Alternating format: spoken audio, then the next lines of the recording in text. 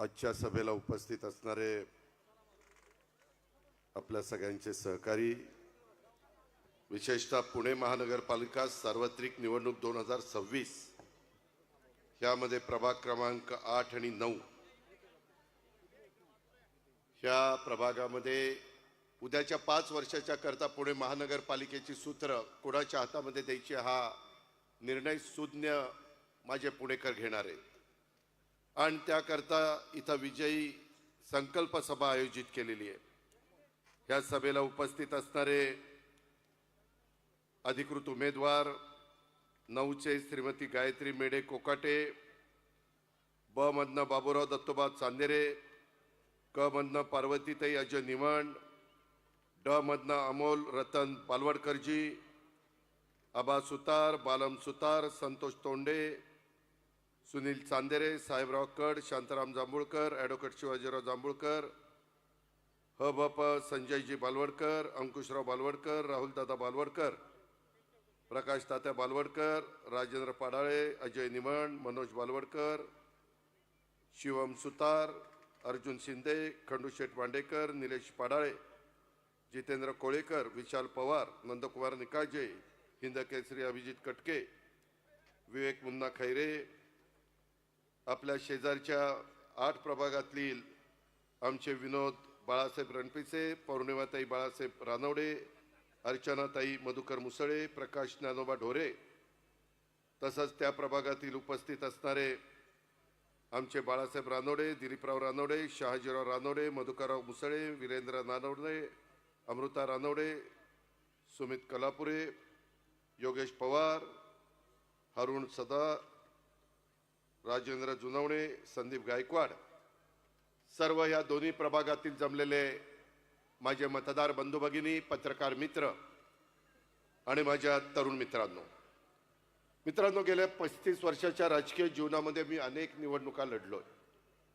अनेक निवडणुकीच्या निमित्तानं महाराष्ट्राच्या कानाकोपऱ्यामध्ये जाऊन प्रचार केला। यावेळेची निवडणूक जरा आगळीवेगळी निवडणूक आहे। आम्ही केंद्रामध्ये एनडीए सरकारमध्ये पंतप्रधान नरेंद्र मोदींच्या नेतृत्वाखाली देश पातळीवर विकासाची घोडदौड चालू आहे। राज्यामध्ये आम्ही महायुतीच्या सरकारमध्ये देवेंद्र फडणवीसजी, एकनाथराव शिंदेजी आणि मी आणि आमचे सगळे सहकारी तिथं काम करतो।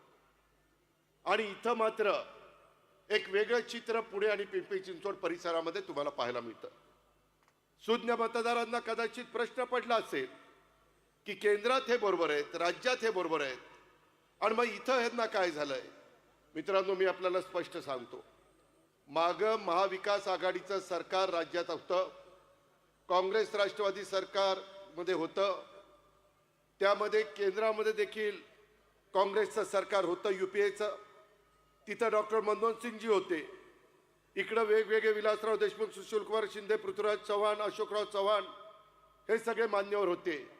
परंतु स्थानिक स्वराज्य संस्थांच्या मध्ये आम्ही त्या ठिकाणी तिथले प्रश्न म्हणून एकमेकाच्या विरोधामध्ये उभं राहायचो। आज तोच प्रसंग आपल्या सगळ्यांच्या समोर आलाय। केंद्राचं आणि राज्याच्या संदर्भामध्ये दोन्ही सरकार राज्याच्या चांद्यापासून बांद्यापर्यंत भरभरून देण्याचा प्रयत्न करतात। विकासाला निधी देतात, मेट्रो करायला निधी देतात, नॅशनल हायवे करायला निधी देतात, वेगवेगळ्या पद्धतीनं ज्या काही योजना असतात त्याच्याकरता निधी देतात, जायकाचा निधी देतात, वर्ल्ड बँकेचा निधी देतात, वेगवेगळ्या प्रकारे केंद्राच्या राज्याच्या योजना असतात त्याच्यातनं निधी मिळतो। परंतु हे सगळं करत असताना गेले काही वर्ष ज्या कारभाराच्या हातामध्ये पुणे महानगरपालिकेची सूत्र आहे, काय अवस्था आहे। 17 तारखेला 2017ला आम्ही बाजूला गेलो, त्यामध्ये आत्ताचे सरकारमधले आत्ताचे राज्यकर्ते पुणे महानगरपालिकेमध्ये इथं आले। केंद्राचा राज्याचा दोष नाही, पण इथल्या त्रिमूर्तींचा दोष आहे। काय कारभार केला। आज बाणेरकरांनो, तुम्ही इथं सगळेजण बसलाय, तुम्ही मला सांगा, ह्या दोन्ही ठिकाणी आम्ही फार विचारपूर्वक उमेदवार देण्याचा प्रयत्न केलेला आहे. आज ह्या दोन्ही प्रभागात नव्हे तर पुणे महानगरपालिकेमध्ये ट्रॅफिकची समस्या आहे का नाही? आहे. त्याला जबाबदार कोण? पुणे महानगरपालिकेचं काम नव्हतं का? मी शेजारी नदीच्या पलीकडे पिंपरी चिंचवड महानगरपालिका, बाणेरकरांना तुम्हाला सगळ्यांना माहिती आहे, 92 ते 2017 25 वर्ष मी तिथं महापौर करायचो, standing committee chairman, PCMT chairman, वेगवेगळी पदं त्या ठिकाणी द्यायचो. आज ते शहर त्या काळामध्ये देशातलं उत्तम शहर म्हणून त्याचा नावलौकिक झाला. पुणे विद्येचं माहेरघर आहे, आपली सांस्कृतिक राजधानी आहे. इथं सर्व क्षेत्रातले मान्यवर राहतात. माझा बाणेरचा परिसर, बाणेरच्या जुन्या लोकांनी आठवा काय परिस्थिती होती. पेरूच्या बागा होत्या, शेतीवाडी माझी लोक करायची. इथला शेतकरी समाज कष्टाने त्या ठिकाणी स्वतःची शेती फुलवायचा. परंतु काळ बदलला. तिथं आपण स्पर्धा घेतल्या म्हाळुंगे बालेवाडीमध्ये आणि त्याच्यानंतर इथला सगळा परिसर बदलत गेला. टॉवर झाले, उंच उंच इमारती झाल्या. पाण्याचं काय? आज वरसगाव, पानशेत, खडकवासला, टेमघर त्याचं पाणी आपण देतो. तुम्हाला मी सांगतो बाणेरकरांनो, मी ज्यावेळेस राजकारणात आलो ना, पुणेकर 5 TMC पाणी प्यायचे. ही गोष्ट 1990-92 ची. आणि आता पुण्याला आपल्याला 22 TMC पाणी द्यावं लागतं. 22. आज टँकर कसे वाढलेत? कोण जबाबदार आहे? सोसायट्यांचं आता मला निवेदन दिलेलं आहे. सोसायटीचे माझे सहकारी इथं आलेले होते. त्यांच्या काही समस्या आहेत, त्या समस्या सोडवण्याचं काम पुणे महानगरपालिकेचं नाही आहे. त्याला जबाबदार कोण? आज पुण्याचं पाणी वरसगाव, पानशेत, खडकवासला, टेमघरचं कमी पडायला लागलं. आम्ही भामास्केटचं पाणी आणलं, तेही पाणी कमी पडतंय. लोकसंख्या प्रचंड वाढली. 6 विधानसभा मतदारसंघ होते, तिथं 8 झालेत. 2029ला कदाचित 10 होतील. ते कुणी थांबू शकत नाही. कांबा धंद्याच्या नोकरीच्या निमित्तानं महाराष्ट्रातला अनेक जण माझ्या पुण्यामध्ये राहत आहेत, बाणेरमध्ये राहत आहेत, आजूबाजूला चूसला राहत आहेत, बावधनला राहत आहेत, म्हाळुंग्याला राहत आहेत, सगळीकडे राहत आहेत. बदल घडतोय. एवढी लोकसंख्या वाढली. माझ्या महाराष्ट्रातल्या अनेक भागातले, माझं परभणी असेल, माझं बीड असेल, माझं धाराशिव असेल, माझं त्या ठिकाणी अहिल्यानगर असेल, अनेक भागातली लोक पोटापाण्याची खळगी भरण्याच्या करता ह्या परिसरामध्ये येतात. तो घटनेचे शिल्पकार डॉक्टर बाबासाहेब आंबेडकरांनी दिलेला त्यांना अधिकार आहे. युगपुरुष छत्रपती शिवाजी महाराजांच्या त्या ठिकाणी शिवशाहू फुले आंबेडकरांच्या विचारधारेने आम्ही पुढे चाललेलो आहे. आम्ही जाती जातीमध्ये धर्मामध्ये तेढ निर्माण करू इच्छित नाही. सगळा समाज आपला आहे. युगपुरुष छत्रपती शिवाजी महाराजांनी हिंदवी स्वराज्याची स्थापना करत असताना 18 पगड जाती 12 बलुतेदारांना बरोबर घेऊन हिंदवी स्वराज्याची स्थापना केली. हा इतिहास कोणी विसरू शकत नाही. मग असं असताना काही चांगल्या कार्यकर्त्यांना संधी देऊन त्या भागाचा कायापालट करायला नको. याच्यामध्ये मगाशी मी त्या अमोल बालवडकरचं भाषण ऐकत होतो. काय चूक आहे त्यांची? उद्याच्याला एखाद्या कार्यकर्त्यांनी एखादी मागणी केली आणि ती आपल्याला देता आली नाही तर 4 गोष्टी समजून सांगता येतात. शेवटपर्यंत तुम्ही त्यांना खिळवत ठेवता. तुम्ही त्यांना नीटपणे उत्तर देऊ शकत नाही. अरे, त्यांनी जीवाचं राज केलं पक्ष वाढवण्याच्या करता आणि तुम्ही मात्र त्यांना अशा पद्धतीने खड्यासारखं बाजूला टाकता. ही महाराष्ट्राची संस्कृती नाहीये. हा महाराष्ट्राचा इतिहास नाहीये. इथं माझ्या लाडक्या बहिणी बसल्यात. मला तुमच्याबद्दल अभिमान आहे. आज बहिणी देखील ह्या 2 भावांच्या मागे मजबूतीने उभ्या आहेत, बाबूराव आणि आमच्या अमोलच्या. आज आम्ही 2 बहिणींना उमेदवारी दिली, गायत्री आणि पार्वतीताईंना.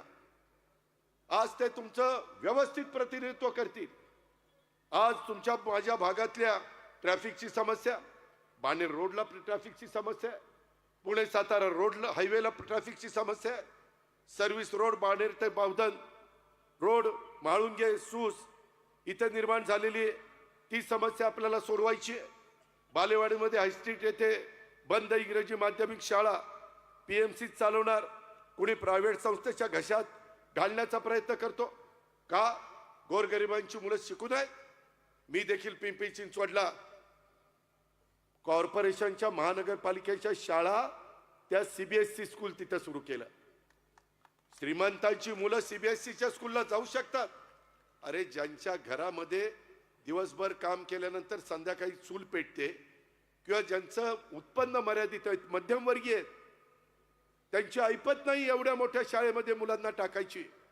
मग त्यांच्या मुलांना उद्याचा भारताचा जबाबदार नागरिक म्हणून त्याला शिक्षण घेण्याचा अधिकार नाही? राईट टू एज्युकेशन कायदा केलेला आहे. कशा करता केला आहे? या महाराष्ट्रात आणि ह्या देशामध्ये जन्माला आलेल्या प्रत्येक मुलाला मुलीला शिक्षण मिळालं पाहिजे. ते महात्मा ज्योतिराव फुले आणि सावित्रीबाई फुलेंनी आपल्याला शिकवलेलं आहे.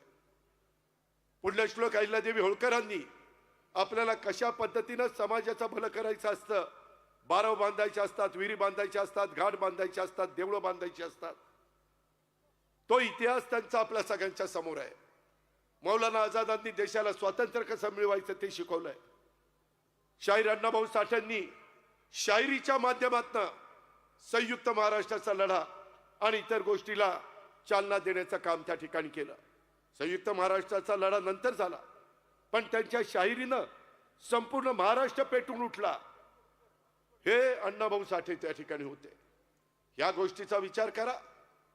त्याच्यामध्ये सर्वांना तिथं राजमाता जिजाऊ, शिवबाला जन्म दिला त्या राजमाता जिजाऊ, रमाई माता, किती नावं घेऊ, अशी माणसं, स्वराज्य रक्षक छत्रपती संभाजी महाराज, जे आयुष्यामध्ये एक देखील लढाई हरली नाही असा राजा परत पृथ्वीतलावर होणं शक्य नाही, ते छत्रपती संभाजी महाराज.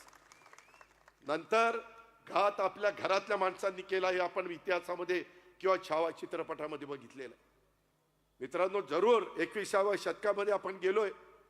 आयटीचं युग आहे, बायोटेक्नॉलॉजीचं युग आहे, इन्फॉर्मेशन टेक्नॉलॉजीचं युग आहे, एआयचं युग आलंय, कृत्रिम बुद्धिमत्ता, ते मुलांना शिकवलं पाहिजे.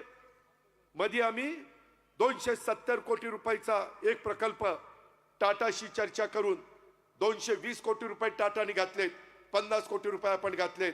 CIITचं काम बाणेरच्या परिसरामध्ये चाललेलं आहे. कशा करता? ज्या मुलांच्या हाताला काम नाहीये त्यांनी चांगल्या प्रकारचं तिथं शिक्षण घ्यावं, कोर्स करावा आणि त्यांना उद्याला स्वतःच्या पायावर उभं राहता येईल.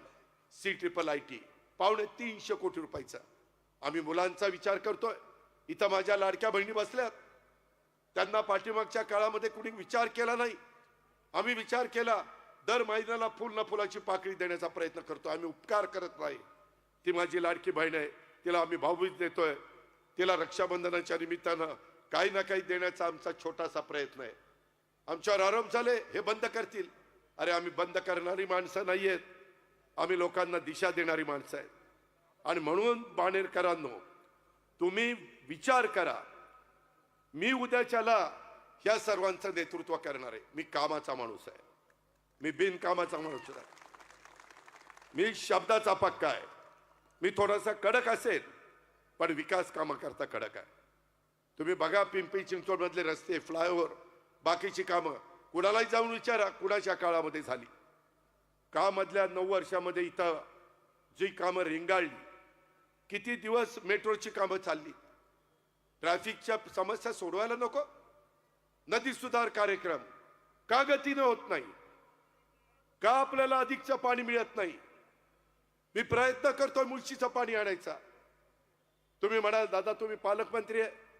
मी पालकमंत्री म्हणून जी माझी जबाबदारी ती पार पाडण्याचा प्रयत्न मी केलेला आहे. पण मला पुणे महानगरपालिकेच्या ह्या सगळ्या माझ्या सहकारी मित्रांनी साथ दिली तर महानगरपालिकेला संविधानाने, घटनेने, कायद्याने वेगळा अधिकार दिलेला आहे.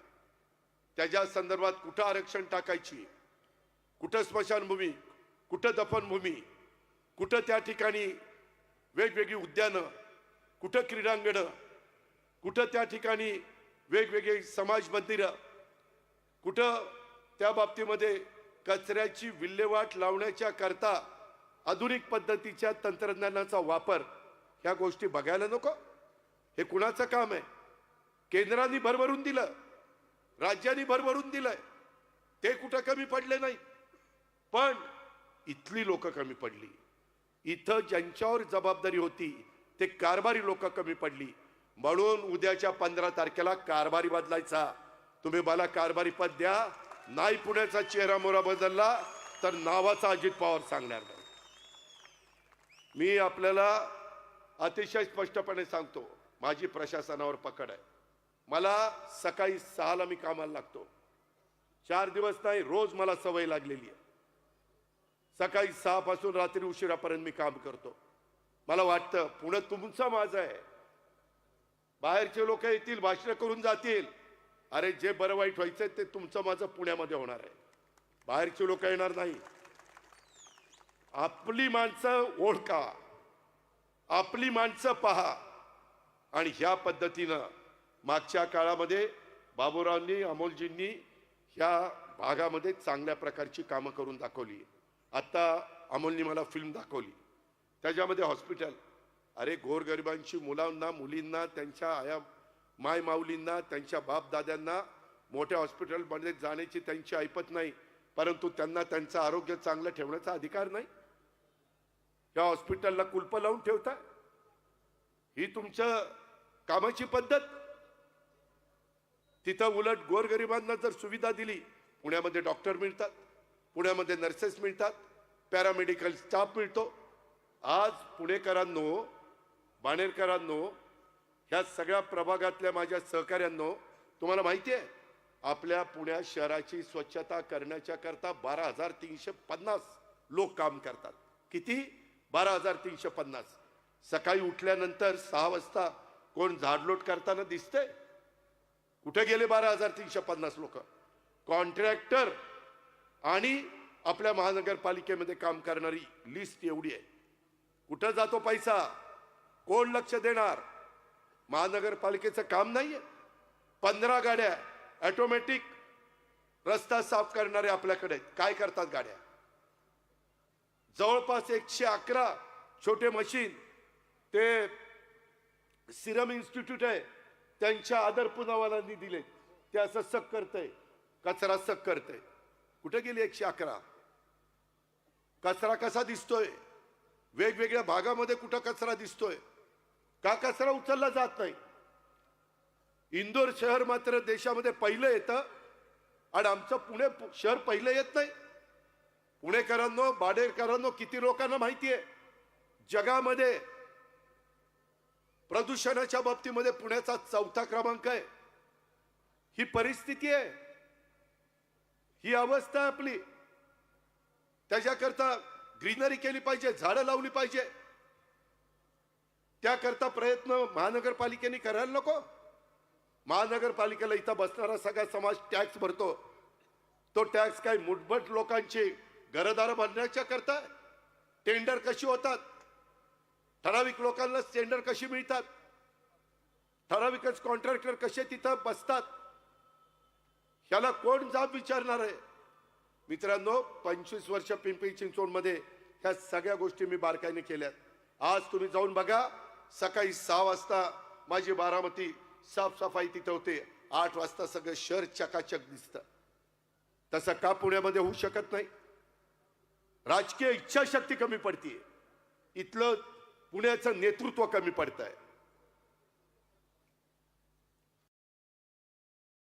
केंद्राचं नेतृत्व चांगलं आहे, राज्याचं नेतृत्व चांगलं आहे, इथलं नेतृत्व कमी पडत आहे. आम्ही बोललं तर काहींना राग येतो. खरं सांगायला नको, लोकशाही आहे. तू चंद्रावर नाही गेला मग चांगलं आहे. मित्रांनो, मी आपल्याला सगळ्यांना सांगतो, मी शब्दाचा पक्का आहे. तुम्ही या परिसरातनं माझी बहीण गायत्री मेडे कोकाटे, नंतर पार्वती निबण, नंतर बाबूराव चांदेरे आणि अमोल बालवडकर, ह्या चौघांच्या घड्याळाच्या चित्राच्या शेजारचं बटन दाबून चौघांना प्रचंड मताने विजयी करा.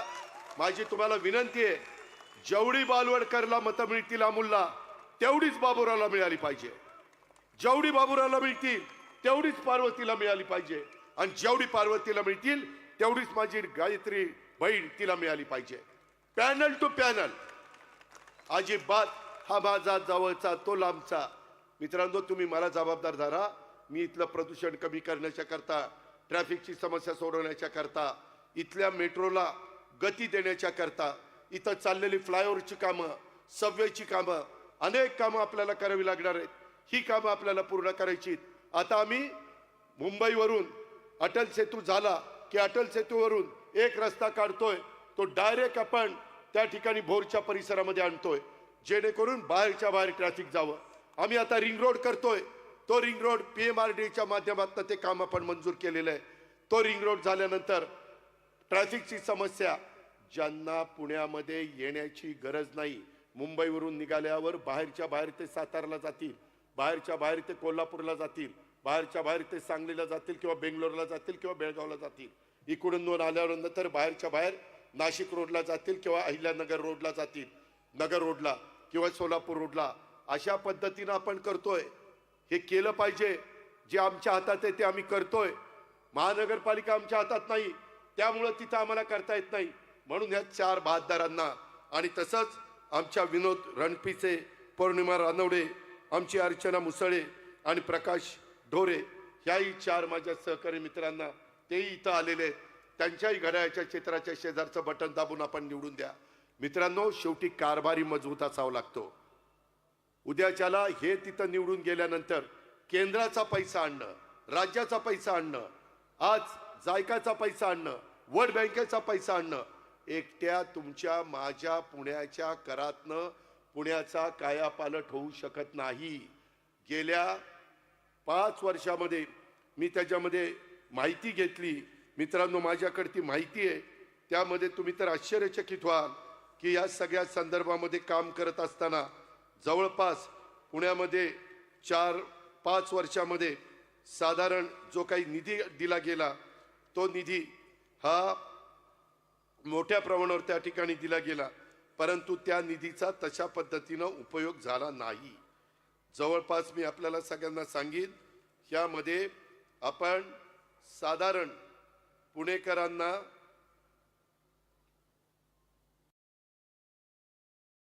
जो काही निधी दिला गेला तो साधारण 1130 कोटी रुपये. पुण्यातले रस्ते करायचे आणि निधीची कमतरता आहे का? साधारण 1384 किलोमीटर पैकी फक्त 425 किलोमीटर रस्ते पूर्ण झालेत. पुणेकरांनो, बाणेरकरांनो, नीट ऐका. 1130 कोटी 5 वर्षामध्ये तरतूद केली गेली. महानगरपालिकेने फक्त 658 कोटी खर्च केले. निम्मे पैसेच खर्च केले नाही का? पैसे खर्च केले असते तर खड्डे बुजलेले असते, पुणेकरांची त्या ठिकाणी माना मोडायच्या राहिल्या नसत्या. पुणे खाच खळग्यामध्ये गेलं, ह्याला जबाबदार कोण? का तुम्ही पैसे खर्च केले नाही? पैसे असताना तुम्ही पैसे खर्च करू शकत नाही. नियोजन शून्य कारभार, त्यामुळे हे घडलं. त्याच्यामध्ये टॉम ट्रॅफिक सर्वे झाला. जगातील 501 शहरांचा अभ्यास केला. ट्रॅफिकची अत्यंत खराब अवस्था असणाऱ्या शहरांच्या मध्ये पुण्याचा 4था क्रमांक लागतो. ही अवस्था कुणी आणली? महानगरपालिका जबाबदार नाही. त्याच्यामध्ये मी जसं तिथं सबवे केले, डबल फ्लायओव्हर केले का?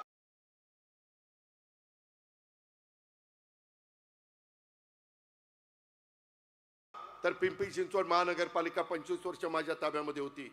गेल्या 8 वर्षामध्ये 73,000 कोटी, 9 वर्षामध्ये 73,000 कोटी रुपये पालिकेने खर्च केले. परंतु कोणती कामं दिसतात? अरे पाऊण लाख कोटी रुपये खर्च झाले 9 वर्षात. तरी देखील पुणेकरांना इथून कुठे जायचं म्हटलं तर प्रवासाला किती वेळ लागतो, किती ट्रॅफिक जाम होतं. शाळेतली मुलं, कॉलेजमधली मुलं, कामाला जाणारी, माझे नोकरदार सगळे वैतागून जातात. मित्रांनो, एवढंच नाही, पाणी पुरवठ्याच्या बद्दल आज पुणेकरांना रोज पाणी मिळत नाही. कितीतरी ठिकाणी टँकर चाललेले. हे का आत्ताच मला निवेदन दिलं, सुस रोड बाणेर विकास मंच नागरी वस्तीतील दुर्गंधी आणि प्रदूषणास कारणीभूत राहणारा गार्बेज प्लांट हटवण्याबाबत आणि प्रलंबित मागण्यांची त्वरित निर्णय साखळ्यात घातलेला आहे. मित्रांनो, मी तुम्हाला खात्री देतो, बाणेरकरांनो, तुम्ही माझे घड्याळाचं चित्र, काही ठिकाणी तुतारीचं चित्र घेऊन उमेदवार उभे आहेत. आम्ही अनेक त्या ठिकाणी उमेदवार दिलेले आहेत.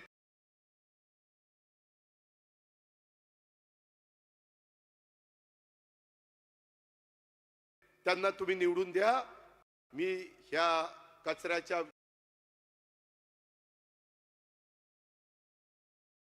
संदर्भातला निर्णय घेऊन दाखवतो.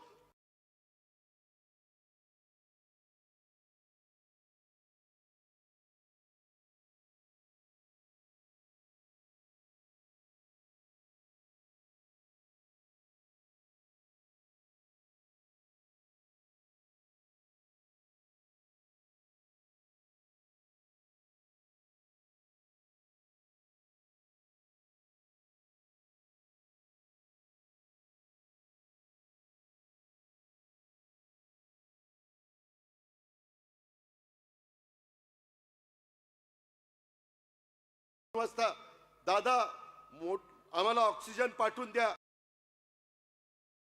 ऑक्सिजन नाही आला तर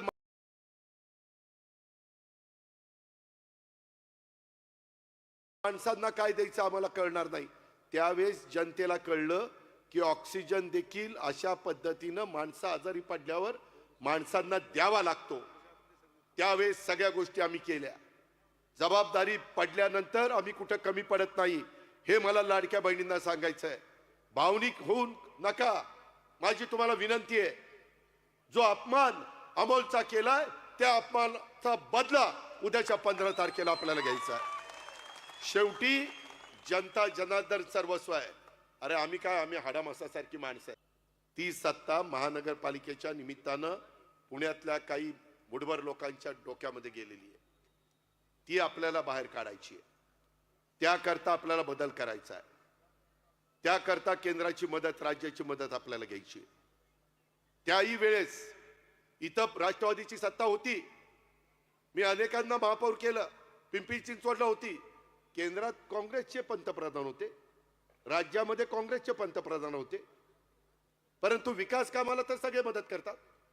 उद्याच्याला ते कदाचित कुणी सांगतील समोरचे लोक की बाबा तिथं केंद्रात राज्यात आम्ही म्हणून इथं पाहिजे. अरे केंद्रात राज्यात आहेत, चांगली लोक आहेत, परंतु इथली लोक चांगली नाही. त्याला करायचं काय? तर त्याला बदल करायचा आहे. त्याला आपल्याला यांना घड्याळाच्या चित्राच्या शेजारचं बटन दाबून उद्याच्याला विजयी करायचं आहे. ह्या पद्धतीनं दबावाला घाबरू नका. मला काल का परवा बाबूरावचा रात्री 2:30ला फोन. अरे म्हटलं काय झालं? आणि म्हटलं आम्हाला पोलीस स्टेशनला नेलं. अरे म्हटलं काय बिघडलं काय? मित्रांनो असं नाही, लोकशाही आहे. मी माझी भूमिका मांडेल, अमोल मांडेल, बाबूराव मांडेल, ते पण मांडतील. तुम्ही दोघांचं ऐका ना, तो तुमचा अधिकार आहे. जनता जनार्दन सर्वस्व आहे. तुमच्या प्रत्येकाच्या मताला किंमत आहे आणि ते पवित्र मत उद्याच्या 15 तारखेला माझ्या 8 उमेदवारांना पाहिजे. ती विनंती करण्याच्या करता मी तुमच्या समोर आलेलो आहे. मला या राज्याने भरभरून दिलंय, पण मला वाटतं की बाबा आपलं शहर हे देशामध्ये अतिशय वरच्या क्रमांकाचं पुणे शहर झालं पाहिजे. पुणे शहरामध्ये सगळ्या गोष्टी आहेत, परंतु पुणेकरांना खड्ड्याला सामोरं जावं लागतं. पुणेकरांना रहदारीला सामोरं जावं लागतं. पुणेकरांना कचऱ्याच्या घाणीला सामोरं जावं लागतं. पुणेकरांना व्यवस्थितपणे मुबलक पाणी. अरे धरणं उशाशी आहेत ना, तरी पुणेकर त्या ठिकाणी ताणलेले. धरणं मात्र उशाला आहेच ना. म्हणून मी म्हणतोय की मुळशीचं पाणी आपल्याला आणायचंय. काय माझी चूक आहे? आम्ही टाटाला सांगतोय, कंपनीला, की बाबा पूर्वी आपल्याला संख्या वाढली. अहो देशाला स्वातंत्र्य मिळालं 35 कोटी होतो, आता 140 कोटी झालो, चौपट. त्याच्यात आपला हात जगात कुणी धरणार नाही. घास नाही घास. मग त्यांना पाणी द्यायला नको, रस्ते द्यायला नको, त्याच्यामध्ये कचऱ्याची विल्हेवाट लावण्याच्या करता नवीन टेक्नॉलॉजी आणायला नको.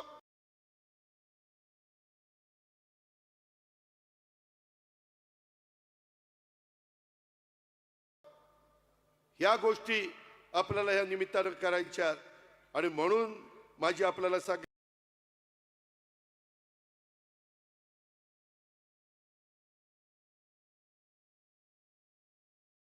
विनंती आहे.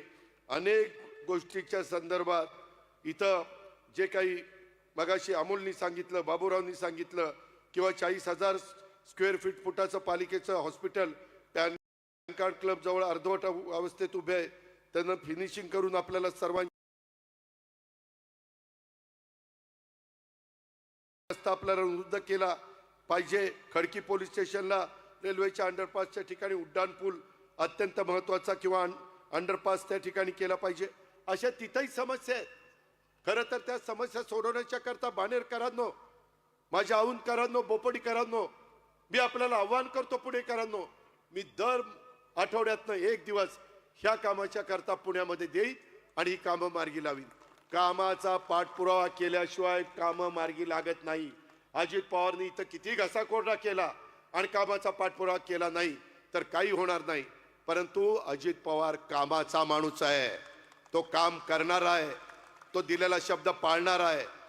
मी माझी फुशारकी सांगत नाही, मी माझं काम सांगतोय आणि त्याच्यामुळं आपल्याला उद्याच्या काळामध्ये ह्या सगळ्या गोष्टी करायच्या.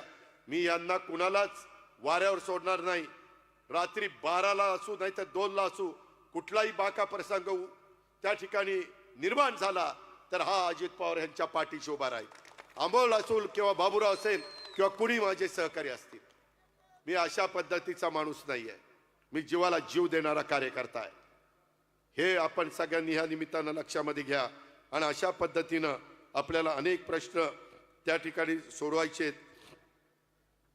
आता इथं काही ठिकाणी मला आता चिठ्ठी आली, इथं तुतारी स्वबळावर आहे. खरं तर त्यांनी फॉर्म काढायला पाहिजे होता. आमचं ठरलेलं होतं इथं या 2 प्रभागात घड्याळ घड्याळ घड्याळ तेवढंच लक्षात ठेवा. नाहीतर म्हणत दादाच म्हणलं की तिथं आमचं जागेचं वाटप झालेलं आहे. काही ठिकाणी चुकून काही अर्ज राहिलेले आहेत. इथं मात्र आपल्याला दोन्ही प्रभागामध्ये घड्याळ.